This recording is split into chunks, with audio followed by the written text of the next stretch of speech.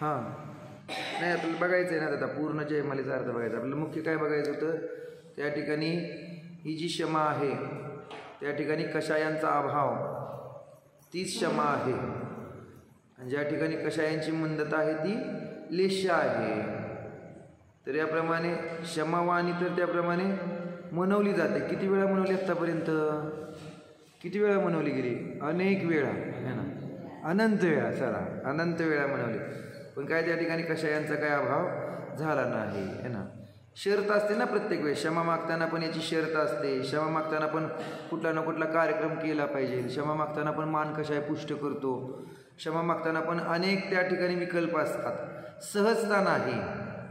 आणि या ठिकाणी क्षमा पण मागतो, पण मुख्यतः त्या ठिकाणी कषायांचा अभाव करत नाही.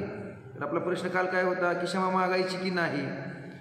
तर त्या ठिकाणी क्षमा मागितल्यामुळं एकतर पहिला फायदा होणार कषायांचा अभाव, दुसरं त्या ठिकाणी कोण वैरी वगैरे राहत नाही, शत्रू वगैरे राहत नाही, आणि तिसरं गोष्ट त्या ठिकाणी परभवामध्ये पण आपल्याकडून राहत नाही. भले दुसरे कोण त्या ठिकाणी क्षमा करोत अथवा न करोत है ना. बाकीचे जे शत्रू मानत बसतील बाकीचे जण. जसं कमट तर त्या ठिकाणी क्षमा करायला तयार नव्हता, पण पार्श्वनाथ भगवंतांनी तर त्याला पण क्षमा करून टाकले होते. तर ती खरी क्षमा है ना. म्हणजे जे रूप क्षमेचं रूप आहे ते बघण्यात काय अर्थ नाही. आपल्या स्वतःच्या त्या ठिकाणी स्वभावाचं प्रगट झालंय की नाही, आपला स्वभाव प्रगट झालाय की नाही, ते महत्त्वाचं आहे. बाकीचे त्या ठिकाणी अन्य क्षमा करोत अथवा न करोत, कारण क्षमा धर्मच असताना कसा आहे ते इंडिपेंडंट. इंडिपेंडंट आहे ना. धर्म कसा असतो, दुसऱ्यावर आधारित नाही, दुसऱ्यामुळे झाला धर्म, तर त्याला मग स्वभाव म्हणता येणार नाही. म्हणजे जसं त्या ठिकाणी दान देण्यासाठी दोघांची आवश्यकता आहे. दुसरं दान द्यायला पाहिजे ना, तर दान दिलं जाईल, वस्तू पाहिजे दान देताना. तसं क्षमा मागताना, क्षमा करताना आपल्याला वाटतं कोणतरी पाहिजे समोर, तेव्हा क्षमा होईल है ना. तर या ठिकाणी ही इंडिपेंडंट म्हणजे स्वतंत्रतेची गोष्ट आहे. त्या ठिकाणी कुणावर अवलंबून नाही क्षमा धर्म प्रगट करण्यासाठी. तर त्या स्वभावामध्ये कषायांचा अभाव झाला असता तो क्षमा धर्म प्रगट होतो. त्यावेळेस भलेही है ना दुसऱ्या जीवाने त्या ठिकाणी क्षमा करोत अथवा आपण दुसऱ्या जीवाला क्षमा मागण्याची पण आवश्यकता पडत नाही. परंतु संस्कार करणं म्हणा त्या ठिकाणी ना, कषायांचा अभाव कसा करायचा प्रश्न आहे. त्याप्रमाणे सहजतेने कषाय होताना दिसतात, पण जी गोष्ट लौकिकामध्ये आपल्याला त्या ठिकाणी वाईट वाटते किंवा त्या ठिकाणी हानिकारक आहे अशी त्या ठिकाणी जी वस्तू आहे लौकिकामध्ये, तर आपण त्यापासून लगेचच दूर होतो की नाही, का सांगावं लागतं त्याप्रमाणे. जिथं आपला घात होणार आहे, जिथं आपल्याला दुःख उत्पन्न होतं आहे, ती गोष्ट आपल्याला सांगावं लागते का पुन्हा पुन्हा सोड सोड सोड म्हणून, लगेच सहजतेने सुटते. तसं हे जोपर्यंत अंतरंगामध्ये मान्यता आहे ना पलटत नाही, कषायांबद्दलची मान्यता, आत्तापर्यंत त्याला कषाय रुचकर वाटतात त्यामुळं तो बाहेरनं नाटक करून त्या ठिकाणी क्षमा पण मागतो आहे. पण अंतरंगामध्ये जेव्हा त्याला कषाय हेय वाटतील त्यावेळेस सहजतेने ते आत्म्यामध्ये जी वितरागता प्रगट झाली ती पण सहज काय आली बाहेर दिसायला लागली है ना. मडक्याचं उदाहरण, पाणी दिसतं ना त्या ठिकाणी भरलं, गच्च भरलं, उत्कंठ पाझर फुटतो त्याला पाझर. तसं त्या ज्याची क्षमा प्रगट झाली त्याचा पाझर फुटल्याशिवाय राहत नाही, तो पण सहजतेने सर्व जीवांना क्षमा मागतो है ना. तर आपला विषय होता क्षमा मागायची की नाही. त्या ठिकाणी वचनाची क्रिया नसून ती आत्मरूप क्रिया आहे, अंतरंग क्रिया आहे, परंतु यथायोग्य व्यवहार पण केला जातो. काय व्यवहाराचा निषेध करून चालणार नाही, व्यवहार पण यथायोग्य आहे, परंतु यामध्ये जर कषाय पुन्हा पुन्हा पुष्ट होत असतील तर ती पण क्षमावाणी पर्व नाही. तर या पद्धतीने क्षमावाणी, त्यामध्ये आपण जयमाला बघूया. क्षमावाणी पर्वाची जयमाला पान नंबर 210 राजमलजी पवई यांनी लिहिलेली आहे बघा. जयमाला सुंदर आहे. सगळंच अख्खं चांगलं आहे, पण आपल्याला जयमाला घेऊ, ती पण होता ना की न झालं तर मग परत स्थापना पण घेऊया असं आहे ना. तर महत्त्वाचं काय सांगतात की ही क्षमावाणी त्या ठिकाणी वर्षातून किती वेळा येते, दशलक्षण पर्व किती वेळा येतोय? 3दा. आपण तर एकदाच म्हणवतो, तो पण कसा बसा, कसे कसे 10 दिवस गेले है ना, ते पण है ना. चला आता सगळ्यांनी क्षमावाणी पर्व, आपलं दशलक्षण पर्व आलाय तर प्रवचनाला गेलं पाहिजे, पूजन केलं पाहिजे. झाले 10 दिवस संपले. पण ॲक्च्युली 3 वेळा त्या ठिकाणी दशलक्षण पर्व येतो. 3 वेळा का येतो? कारण काय? 3 वेळा का येतोय? 3 वेळा येतोय ना. शाश्वत पर्व आहे. दशलक्षण पर्व शाश्वत आहे.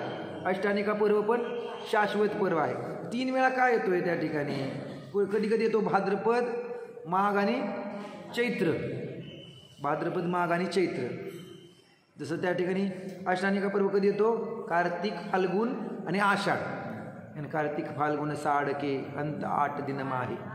तसं या ठिकाणी हे भाद्रपद, चैत्र आणि माघ 3 महिन्यामध्ये चतुर्थीपासून चतुर्दशीपर्यंत, पंचमीपासून षोडश कारण पण त्या ठिकाणी 3 वेळा येणार.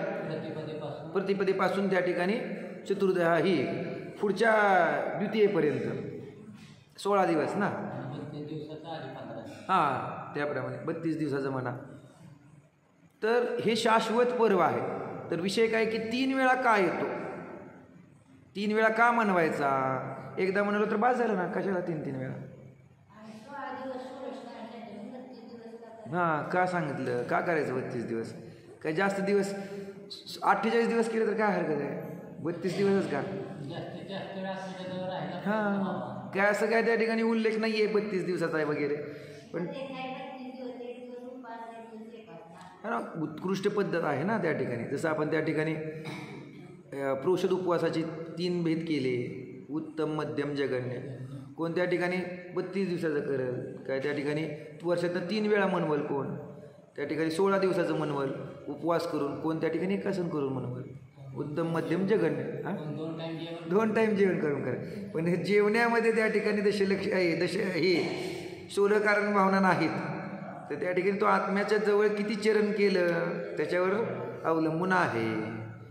तर याप्रमाणे 3 वेळा काय येतो? प्रश्न काय, 3 वेळा का येतो? वासना काळ सांगितलं ना. अनंत अनुबंधीचा वासना काळ 6 महिन्याचा आहे. वासना काळ ॲक्च्युली त्याचा अनंत काळ आहे, अनंत अनुबंधीचा.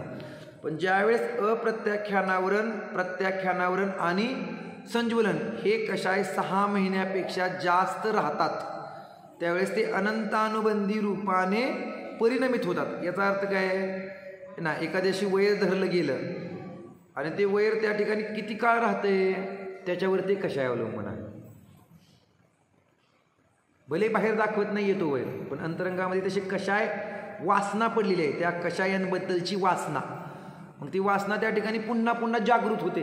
कुठं पण बसलं की, मंदिरात बसलं की त्याला ते कशाय जागृत होतात, दुकानात बसलं की, तीर्थक्षेत्री गेले तरी कशाय जागृत होतात आहे ना.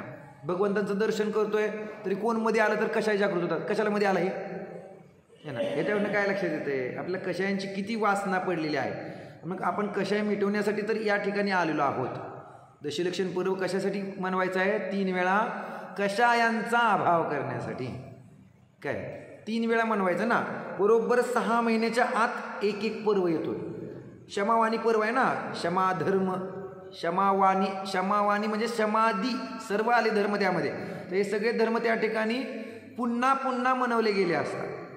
6 महिन्याच्या आत काय होत नाही त्या ठिकाणी, ती अनंतानुबंधी रूपाने राहत नाही. भले त्यांनी क्षमा मागितली सर्व जीवांना, उत्तम क्षमा, उत्तम क्षमा, मला क्षमा करा, मला क्षमा करा, त्या ठिकाणी परत 6 महिन्याच्या आत मागितल्यामुळं कशाय काय झाले, लगेच त्या ठिकाणी ढिले पडले.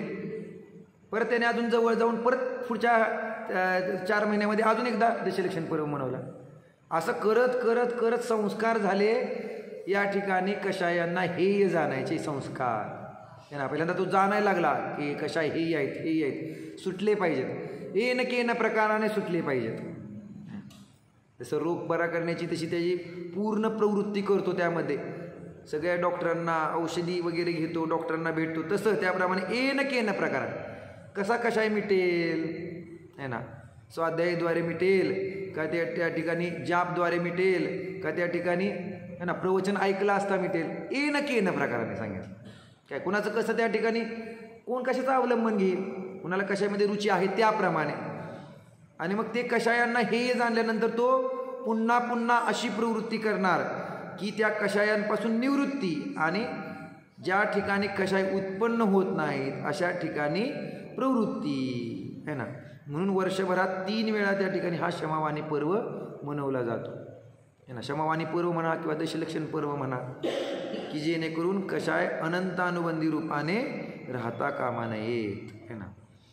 सरळ सोपं सांगायचं म्हटलं तर कषायांचा अभाव करण्यासाठीचा हा धर्म आहे, सुख उत्पन्न करून देणारा धर्म आहे. तर अशा धर्माला त्या ठिकाणी 3 वेळाच मनवायचं का? परत अजून प्रश्न काय? 3 वेळाच है ना. ज्या समयाला सुखी व्हायचंय त्या समयाला धर्माचा आधार घेतला जातो काय है ना. ज्या समयाला सुखी व्हायचंय, आत्ता सुख पाहिजे ना, धर्माचा आधार घ्या है ना.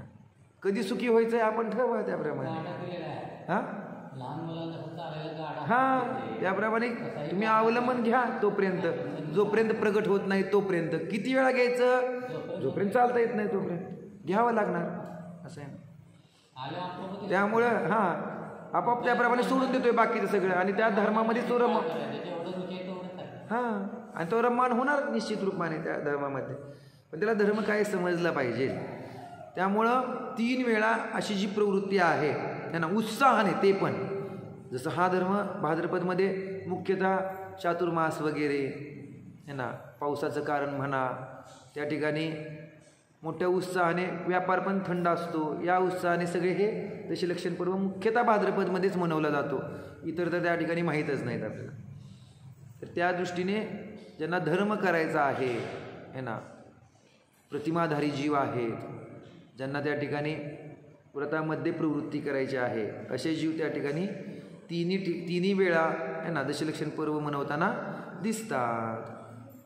मनवला पण पाहिजे है ना, सुखाचं कारण असल्यामुळं है ना हे मनवला पण पाहिजे. बघा काय सांगतात जयमालेमध्ये. उत्तम क्षमा स्वधर्म को वंदन करू त्रिकाल, नाश दोष 25 कर काटू भव जंजाल है ना. क्षमा धर्म स्वधर्म आहे, आत्म्याचा स्वभाव आहे, तर त्याला त्या ठिकाणी वंदन करून काय करा म्हणतात? 25 दोषांना नाश करा. ही सुरुवात कशाने होते धर्माची? नियमाने सम्यक दर्शनाने. बस 25 दोषांनी रहित. कोणते दोष आहेत 25?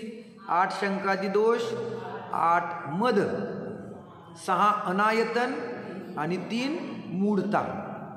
अशा 25 दोषांनी रहित असं सम्यक दर्शन आहे.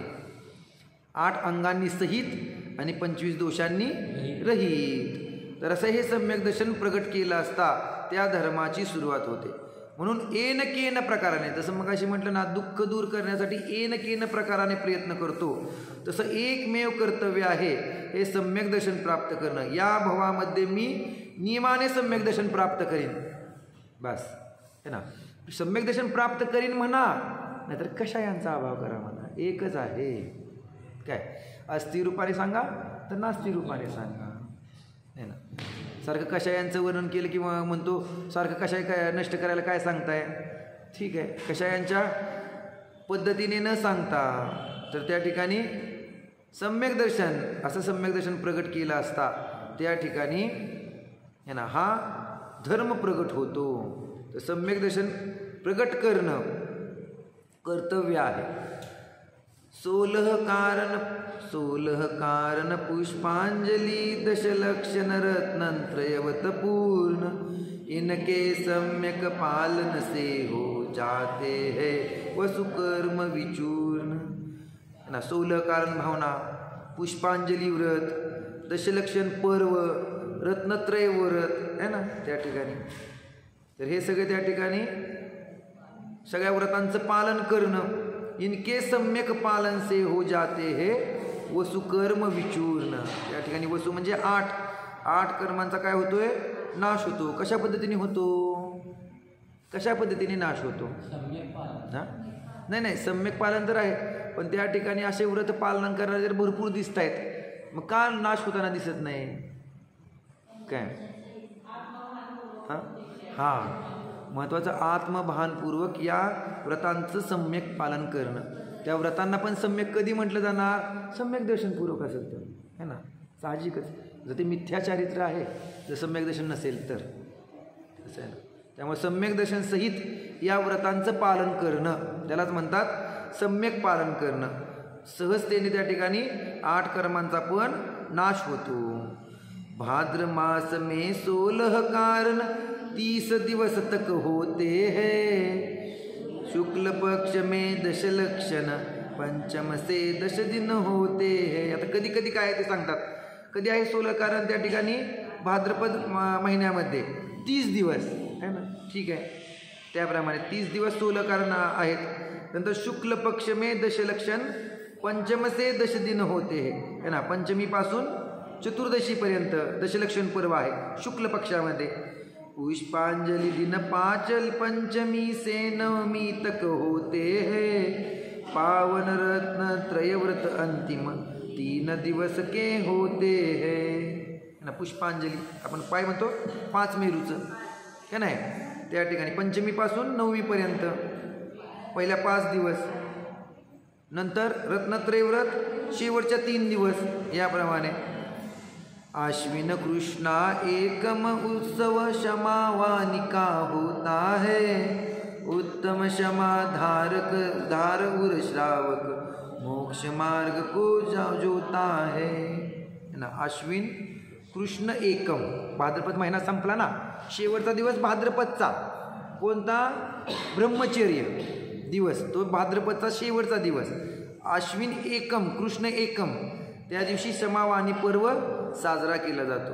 कशासाठी क्षमावाणी पर्व साजरा करायचा है ना? तर उत्तम क्षमा धारण करण्यासाठी. हां ठीक आहे ना, थोडासा भेद आहे. हां ते आपण आधी शुक्ल मानतो, नंतर कृष्ण मानतोय. हां तिथं त्या ठिकाणी कृष्ण आधी झालं, नंतर शुक्ल झालं आणि मग अश्विन चालू झालं. 15 दिवसाचा फरक राहतो. 2 कॅलेंडरमध्ये आहे कॅलेंडरमध्ये फरक आहे. कोण शुक्ल आधी मानतं, कोण हां फरक आहे. कोण शुक्ल आधी मानतं, कोण कृष्ण आधी मानतं. हां आणि नंतर कृष्ण येतं म्हणून आपलं भाद्रपदच चालू आहे असं म्हणायचं. तिकडे त्या ठिकाणी अश्विन चालू झाले. हां शुक्ल पक्ष दोन्हीकडे सारखा, पण कृष्ण मागं पुढे येतोय त्याप्रमाणे. हां तर याप्रमाणे आहे ना. पंडितजी पण तिथलेच असतील, हे राजमलजी पवया, त्यामुळे त्या ठिकाणी प्रमाणे लिहिलं अश्विन. आणि कशासाठी मग हा क्षमावाणी पर्व साजरा करायचा? तर उत्तम क्षमा धारकर श्रावक मोक्ष मार्ग को ज्योत आहे ना. सरळ सोपं या ठिकाणी या धर्माची आराधना करून 10 दिवसामध्ये जास्तीत जास्त वेळ देऊन, इतर वेळेस वेळ नाही ना, थोडा व्याप जास्त आहे. तर चला दशलक्षण पर्वाच्या त्या ठिकाणी उत्सुकतेमुळे म्हणा किंवा तो पर्व साजरा करायच्या दृष्टीने है ना, तर असं काम करणं आवश्यक आहे. सम्यक दर्शन प्राप्त करणं, मोक्ष मार्ग प्रशस्त करणं, त्यासाठी हा दशलक्षण पर्व आहे, क्षमावाणी पर्व आहे है ना. भाद्र मास अरु माघ मास अरु चैत्र मास में आते हैं. 3 बार आ पर्व राज जिनवर संदेश सुनाते हैं है ना. भाद्रपद महिन्यामध्ये, माघ महिन्यामध्ये आणि चैत्र महिन्यामध्ये काय म्हणते? हां मोक्षमार्ग प्रशस्त करणं, मोक्षमार्गावर आरूढ होणं, तो मोक्षमार्ग प्रशस्त करणं म्हणजे सम्यक दर्शनाची प्राप्ती करणं. याप्रमाणे मोक्षमार्ग को हां त्याप्रमाणे जसं शेती करण्यासाठी हां पेरणं म्हणजे ते सम्यक दर्शन रूपी बीज पेरलं. कशाचं बीज पेरणार? सम्यक दर्शनाचं है ना. त्या ठिकाणी धर्मरूपी वृक्ष उत्पन्न होण्यासाठी, धर्मरूपी वृक्ष त्या ठिकाणी येण्यासाठी सम्यक दर्शन रूपी बीज पेरलं गेलं. कधी पेरणार? तर मुख्यतः या 10 दिवसामध्ये है ना. हां कारण त्या 10 दिवसामध्ये उत्सुकता पण आहे ना. सगळे जीव त्या ठिकाणी आराधनेमध्ये लागतात आणि आराधनापूर्वक त्या ठिकाणी स्वतःच्या आत्म्याचं कल्याण करणं एकमेव उद्देश आहे. कधी करणार आपल्या आत्म्याचं कल्याण ना. काल पण विषय झाला ना, त्या ठिकाणी सगळ्या जीवांवर दया केली, सगळ्या जीवांना क्षमा करतो है ना. सर्व जीवांना क्षमा सहजतेने मागतो. चला, आपल्या आत्म्याबद्दल दया, आपल्या आत्म्याबद्दल क्षमा है ना. इतकं कषायांनी त्याला लिप्त केलेलं आहे, दिवसभर आकुलित आहे. मग असे त्या ठिकाणी जे कषाय त्रास देत आहेत आपल्या आत्म्याला, मला स्वतःला, तर नको का त्या ठिकाणी त्या कषायांपासून वाचवायला है ना. तर क्षमाधारण करणं, आपल्या आत्म्याबद्दल क्षमाधारण करणं ते मुख्य काम आहे. आणि तेच आपल्या आत्म्याबद्दल क्षमा म्हणजे निश्चय क्षमा. त्या ठिकाणी सर्व जीवांना क्षमा मागतो, ती व्यवहार क्षमा झाली. आणि त्याप्रमाणे निश्चय क्षमा काय आहे? आपल्या आत्म्यामध्ये रममाण होणं, आपल्या आत्म्याला क्षमा करणं, ती आहे निश्चय क्षमा. त्यामुळे असं क्षमा धारण केली असता सहजच त्या ठिकाणी कषायांचा अभाव झाला. तो जीव ना त्या दुःखापासून, कषायाच्या दुःखापासून वाचला गेला. तर अशा त्या ठिकाणी त्या मोक्ष मार्गाला प्रशस्त करणं. आणि मग याप्रमाणे 3 वेळा दशलक्षण पर्व येतो, भाद्रपद महिन्यामध्ये, माघ महिन्यामध्ये आणि चैत्र महिन्यामध्ये. 3 बार आ पर्वराज जिनवर संदेश सुनाते है. मुख्यतः त्या ठिकाणी प्रवचन आदीच्या माध्यमातून, जिनेंद्र भगवंतांच्या वाणीतून है ना, पुन्हा पुन्हा या धर्माला जाणून घेतो. कशा आहेत ते लक्षण, धर्माचे लक्षण है ना. धर्म एक आहे पण त्याचे 10 लक्षण सांगितले. तर हे 10 लक्षण त्याप्रमाणे कसे आहेत है ना. त्याप्रमाणे मग आपल्याला बघता हा धर्म आधी करायचा का हा धर्म आधी करायचा, कोणता धर्म आधी करायचा, शौच आधी करायचा का सत्य आधी करायचा. काही पुस्तकामध्ये शौच आधी सांगितलं आहे, काही मध्ये सत्य. मग कोणता आधी करायचा, कसा एक क्रम, कसं म्हणतो त्याप्रमाणे 4 कषायांचा अभाव म्हणून 4 ओळीने सगळे एकाच वेळेस आहेत, काय एका दिवशी पाहण्यायोग्य आहेत. आपण त्याप्रमाणे एकेका दिवशी एक धर्म उत्तम क्षमा मार्ग त्या ठिकाणी व्यवस्थित रूपाने जाणण्यासाठी, पूर्ण उतरून जाणण्यासाठी एक दिवसाला त्या ठिकाणी धर्माचं त्या ठिकाणी कथन केलेलं आहे. पण एकाच वेळेस हे 10च्या 10 धर्म प्रगट होतात. तर त्याप्रमाणे दररोजच 10च्या 10 धर्माचं पूजन करणं. मग ते मागं दिलं काय, त्याप्रमाणे आहे ना पुढं दिलं काय, 10 धर्म त्या ठिकाणी 10 धर्माचे लक्षण आले. तर याप्रमाणे 3 वेळा है ना अशा या जिनेंद्र भगवंतांच्या वाणीला ग्रहण करून है ना, उतरून हृदयामध्ये उतरून त्याप्रमाणे है ना क्षमा भाव धारण करणं, मार्दव भाव धारण करणं, आर्जव भाव एकेकाला त्याप्रमाणे है ना धारण करणं. तर तो आहे खरा धर्म. जीवेकम बद्धम पुट्ठम यह तो है व्यवहार कथन, है अबद्ध अपृष्ट कर्म से निश्चय नय का वही कथन. काय सांगतात, जीव या कर्मांनी बद्ध आहे, या कर्मांना स्पर्श करतो. कारण सगळ्या आत्मप्रदेशामध्ये आहेत ना. हे काय आहे, त्याप्रमाणे व्यवहाराचं कथन आहे. जीवाचा स्वभाव त्या ठिकाणी कसा आहे, अबद्ध पृष्ठ है ना, अबद्ध अस्पृष्ट. त्या ठिकाणी तो कर्मांनी बांधला पण जाऊ शकत नाही आणि तो कर्मांना स्पर्श पण करत नाही. कसं काय असं, कसं काय असं आहे ना. हां, अनन्य आहे, अनियत आहे, पण अबद्ध आणि अस्पृष्ट काय सांगायचं या ठिकाणी. तर जीव अमूर्तिक आहे, कदापिही त्या ठिकाणी मूर्तिक कर्मांकडून स्पर्श केला जात नाही, मूर्तिक कर्मांकडून बांधला जात नाही है ना. अत्यंत भिन्न आहे, अत्यंत अभाव आहे दोघांमध्ये पण, जीवद्रव्यामध्ये पण आणि पुद्गल द्रव्यामध्ये पण, जीवद्रव्यामध्ये आणि कर्मांमध्ये. मग कसं काय म्हटलं जातं प्रत्येक वेळेस, मला कर्म त्रास देतात, मला कर्म त्याप्रमाणे माझं कर्मच असं फुटकं आहे ना, व्यवहार त्याप्रमाणे. हां हां, इंद्रिय विषयांमुळं होत नाही, परद्रव्यामुळं होत नाही त्या ठिकाणी. नंतर रागद्वेष भाव आहेत, त्या रागद्वेष भाव पण पर म्हटले. का म्हटले पर, कारण परद्रव्याला बघून उत्पन्न होत आहेत त्या ठिकाणी. असं आहे ना. सांगायचं काय तात्पर्य, की हा जीव त्या ठिकाणी कर्मांनी बद्धच नाही, स्वभावामध्ये कर्म नाही हे सांगायचं आहे ना. कथन काय करायचं आहे त्या ठिकाणी, की स्वभावामध्ये असे कर्मच नाहीत, पण तरी पण आहे ना त्याचं निमित्त आहे ना, जीवाच्या भावांना निमित्त करून त्या ठिकाणी काय होतात, हे पुद्गल वर्गना कर्मरूपाने परिवर्तित होतात काय. आणि कर्मांच्या उदयाला निमित्त करून हा जीव दुःखी होतो. आहे ना, लक्षात येते का? निमित्त नैमित्तिक संबंध, जीवांच्या भावाला निमित्त करून कर्म त्या वर्गना कर्मरूपाने परिणमित होतात आणि त्या कर्माच्या उदयाला निमित्त होऊन त्या ठिकाणी हा जीव दुःखी होताना दिसतो. याप्रमाणे निमित्त नैमित्तिक संबंध आहेत. पण ते जीव त्या कर्मांमध्ये काही करू शकत नाही आणि ते कर्म या जीवाला काही करू शकत नाही. याला म्हणतात त्या ठिकाणी वस्तुस्वरूप. हे वस्तुस्वरूप आहे. मग व्यवहाराचं कथन का करावं लागतं? समजून घेण्यासाठी.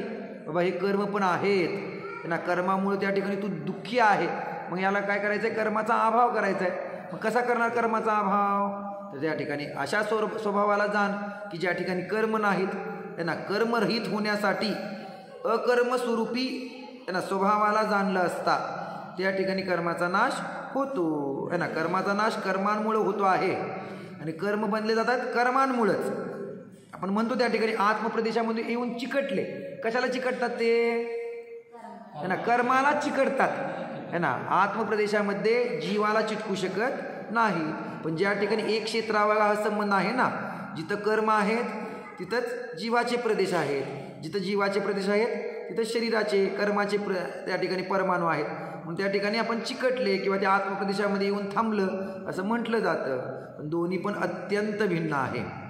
जर एकमेकाला स्पर्श करतील कधीच भिन्न होणार नाहीत. एकमेकाला स्पर्श करतील तर ते कर्म जीव होतील किंवा जीव आहे तो जडरूप होईल. है ना, त्यामुळे अत्यंत अभावाचा त्या ठिकाणी दिवार आहे या कर्मांमध्ये आणि जीवामध्ये. म्हणून कथन काय सांगितलं व्यवहाराचं? जीव कर्म बांधतो पण आणि कर्मांना स्पर्श पण करतो.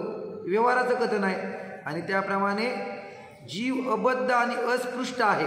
तो कधीही कर्मांनी बद्ध होऊ शकत नाही किंवा कर्मांना स्पर्श करत नाही. हे निश्चयाचं कथन आहे ना. एकाच द्रव्यामध्ये कथन करणं निश्चय कथन आहे. जीव देह को एक बताना यह है नय व्यवहार अरे, जीव देह तो पृथक पृथक है निश्चय नय कह रहा अरे. व्यवहार नाही काय सांगतो आहे? जीव आणि शरीर एकाच ठिकाणी त्या ठिकाणी बद्ध असल्यामुळं एक सांगितलं. त्या ठिकाणी म्हटलं जातं या शरीरामध्येच जीव आहे किंवा हे शरीर म्हणजे जीव म्हणतो का नाही आपण त्या ठिकाणी? बघा ना, हा जीव आहे त्याप्रमाणे. तर त्या शरीराला बघून त्याप्रमाणे काय म्हटलं जातं? है ना, जीव आणि शरीर सांगितलं जातं त्या ठिकाणी. एकाच ठिकाणी जीव दिसत नाही ना, म्हणून शरीराला बघून कथन केलं जातं. है ना, पण ते जर व्यवहाराचं कथन आहे. निश्चयाचं कथन काय आहे?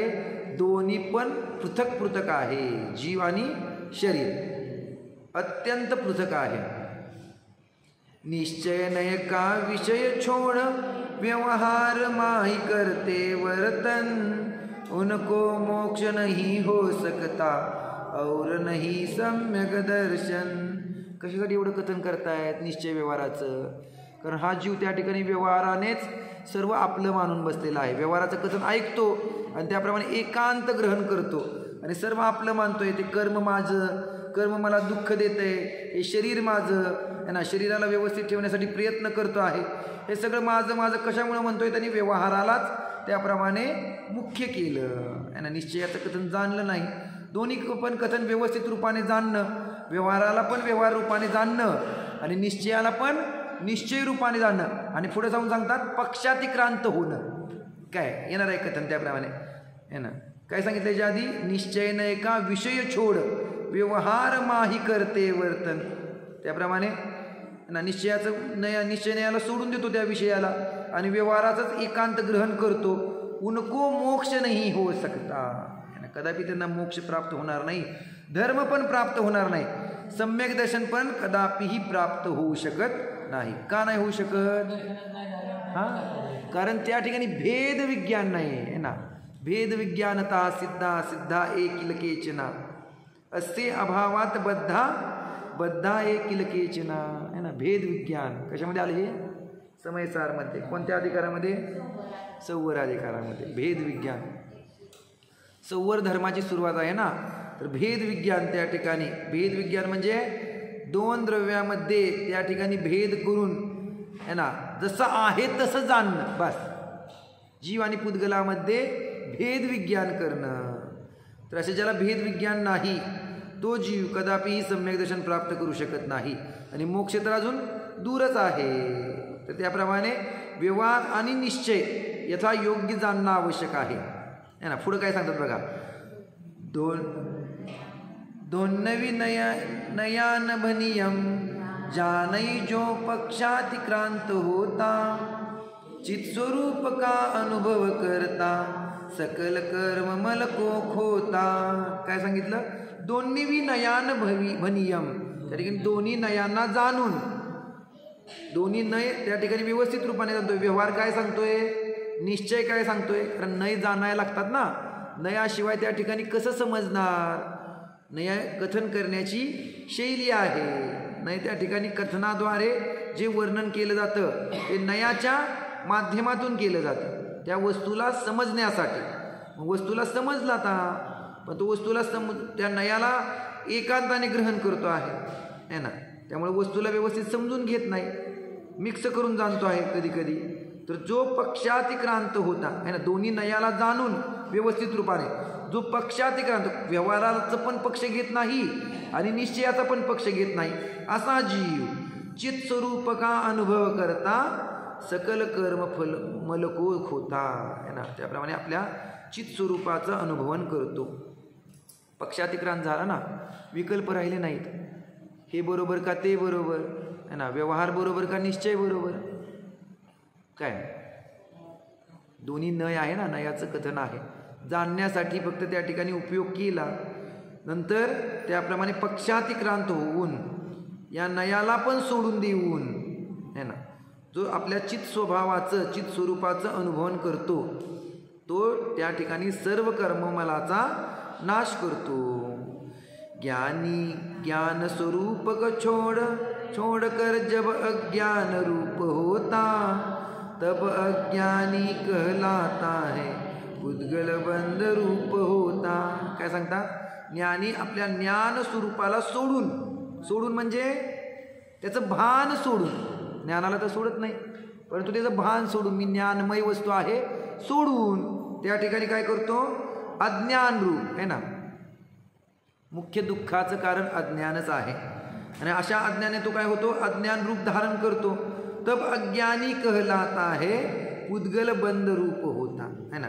मग त्या ठिकाणी काय म्हटलं है ना, अज्ञानी त्याप्रमाणे मग ते पुद्गलच काय झालं? बंद रूपाने परिणमित झालं. ते पुद्गलच त्या ठिकाणी कर्मरूपाने परिणमित झालं, बंद झाला, पुद्गलाचा बंद झाला असं अज्ञानी म्हणतो. त्याप्रमाणे जह विस भूव बुज्जंतो वेज्यो मरण नहीं पा सकता है ज्ञानी पुद्गल कर्म उदय को होगे बंधन करता है. काय सांगितलं त्या ठिकाणी? उदाहरण दिलं. जह विस भूव बुज्जंतो वेज्यो, काय सांगायचंय? ज्याप्रमाणे वैद्य डॉक्टर विषग्रहण केला असता मरेल का नाही मरणार? त्याला ज्ञान आहे. हां, ते कसं विष उतरायचं वैद्याला ज्ञान आहे ना, त्यामुळं तो कधी मरणार नाही. तसं ज्याला ज्ञान आहे, नाही विष त्याने चुकून ग्रहण केलं वैद्याने तर तो मरेल का? कदापि मरणार नाही, कारण तो वैद्य आहे ना, त्याला ज्ञान आहे ते विष कसं उतरवायचं. काय हां, त्याचाच वापर करेल, कसाही करेल वापर, पण त्याला माहीत आहे कसा उतरवायचं, त्यामुळे त्याचं मरण कदापि होत नाही. तसं काय सांगायचं आहे महत्त्वाचं आहे ना, त्याचं मरण कदापि होत नाही. तसं ज्ञानी पुद्गल कर्म उदय को भोगे बंधन करता है. ज्ञानी जीवाला माहीत आहे, त्याने भेद विज्ञान केलेलं आहे, हे कर्म भिन्न आहे, मी भिन्न आहे.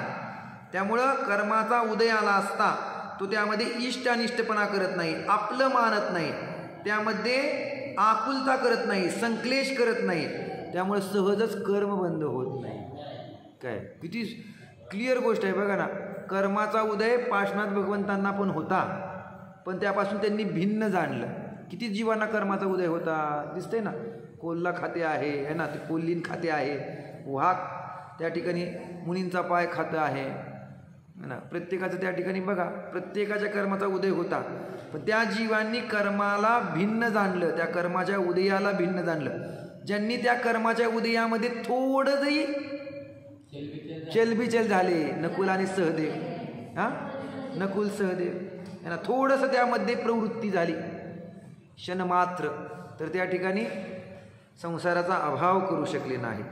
है ना, ज्ञानी असून पण चलबिचल झाली त्या ठिकाणी. पण या ठिकाणी सांगतात बहुतांश ज्ञानी, सर्व ज्ञानी जीव या कर्माला आपलं मानतच नाहीत. है ना, त्यामुळं है ना त्यामध्ये कर्माचा बंध त्या जीवाला नाही. सिद्ध केले सगळं समयसारमध्ये.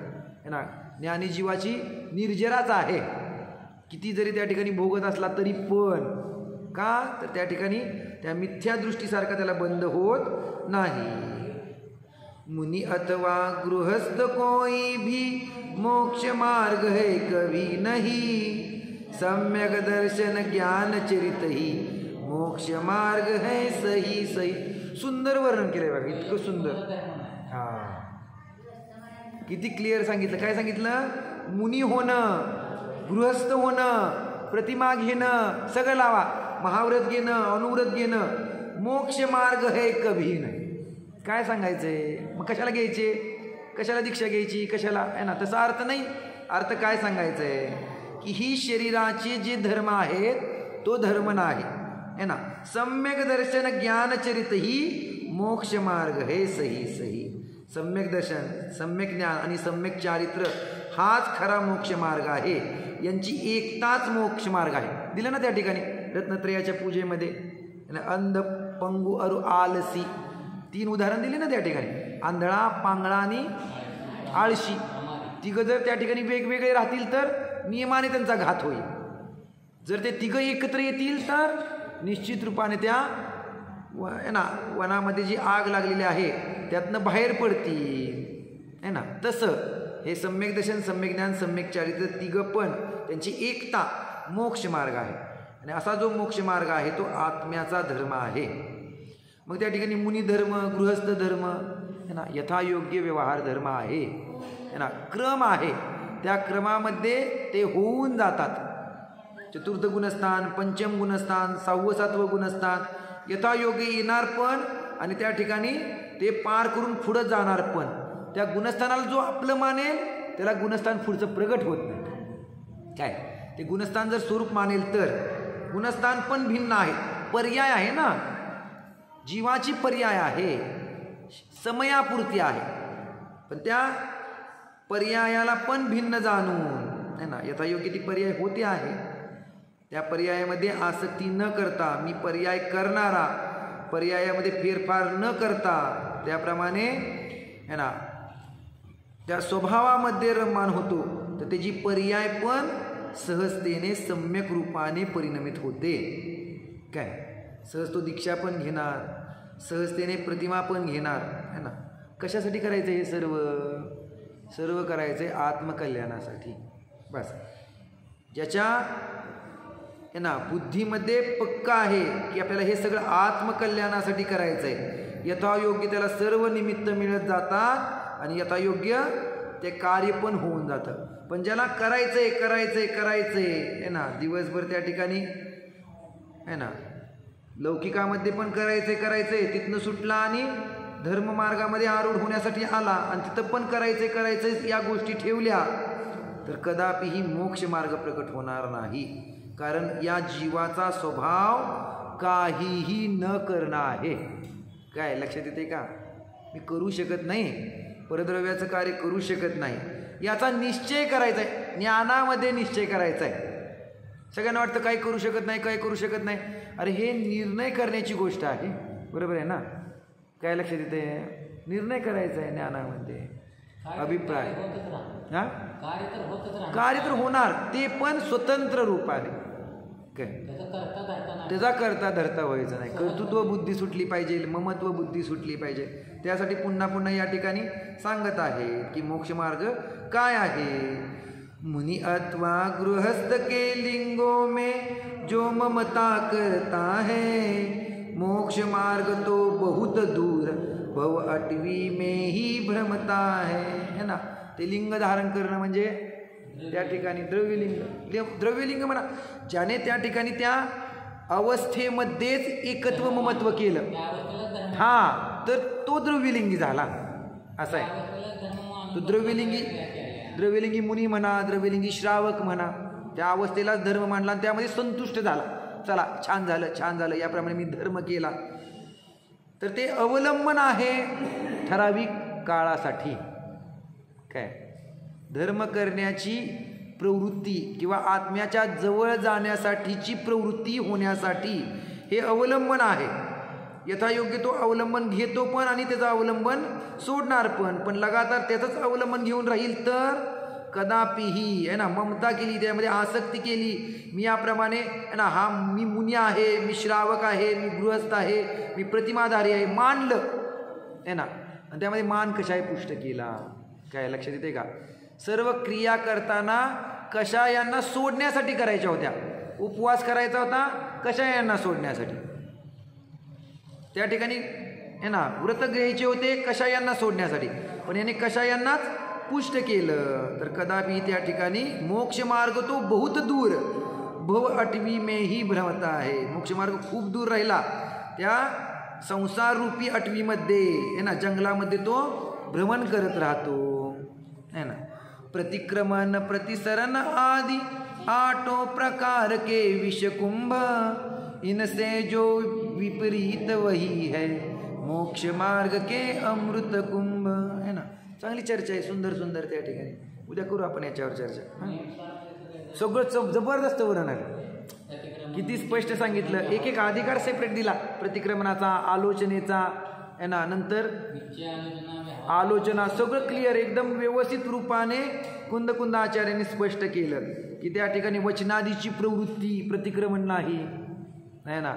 त्या ठिकाणी नंतर प्रत्याख्यान कशाद्वारे होतं तिथे तरी ज्ञानाचं सांगितलं, ज्ञान हेच प्रत्याख्यान आहे. सुंदर वर्णन केलं आहे. याच्यावर आपण उद्या चर्चा करूया. ओम नमः सिद्धेभ्यो.